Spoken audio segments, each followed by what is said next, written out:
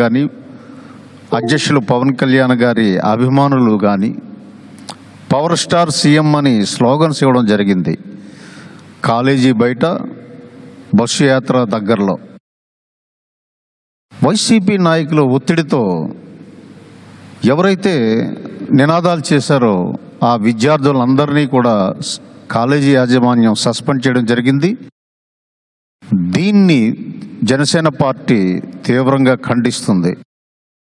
ప్రజాస్వామ్య దేశంలో భావ ప్రకటన స్వేచ్ఛ హక్కులు కాలరాశేగా ఈ ఆదిత్య విద్యా సంస్థల యాజమాన్యం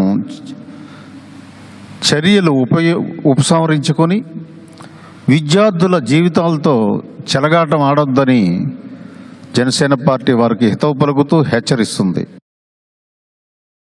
అలాగే ఆశ్చర్యకరంగా అంబటి గారు మళ్ళీ కపాలి మాంత్రిక విద్యలు ప్రదర్శిస్తున్నారు. పవన్ కళ్యాణ్ గారు రాసినటువంటి లేఖ మీద ఆయనదైన భాష్యం చెప్తున్నారు. కాపులంతా అసహనంగా ఉన్నారు. అంబటి గారు నిన్న రాజానగరంలో సమావేశం చూడలేదా? కాపులందరూ బ్రహ్మరథం పట్టారు పవన్ కళ్యాణ్ గారిని. రాజానగరం అన్ని సామాజిక వర్గాలు కూడా. అది మీకు కనబడదు,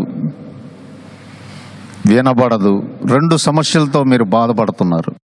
మీరు ఏవేవో తాకట్టు పెట్టారు. ఇవన్నీ వద్దండి. ఇవన్నీ అరిగిపోయిన డైలాగులు, తుప్పు పట్టిన డైలాగులు. మీరు మీ సత్తెనపల్లిలో మీరు ఇందాక ఛాలెంజ్ విసిరారుగా, 2019లో మెజారిటీ కంటే 1 ఓటు తగ్గితే నేను ఇంకా రాజకీయాల నుంచి విరమించుకుంటానన్నంత పెద్ద మాట్లాడారు. దానికి కట్టుబడి ఉండండి.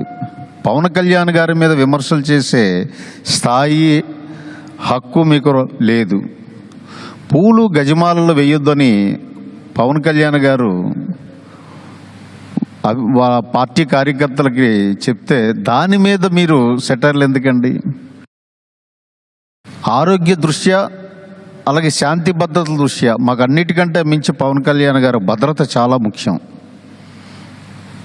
మీలాగా గులకరాలు వేయించుకొని ఆ కట్టు మీద తిరగం. ఇలాంటివి బాధలు ఎన్నో తట్టుకొని పార్టీని నడుపుతున్నటువంటి వ్యక్తి పవన్ కళ్యాణ్ గారు. సానుభూతి రాజకీయాల వైపు ఎప్పుడూ ఉండరు. కాబట్టి ఇవన్నీ తెలుసుకొని మీరు మాట్లాడండి. ముందు మీ సత్తెనపల్లి మీద కాన్సన్ట్రేట్ చేయండి.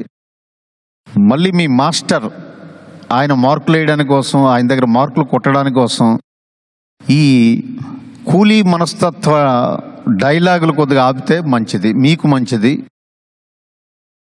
తరువాత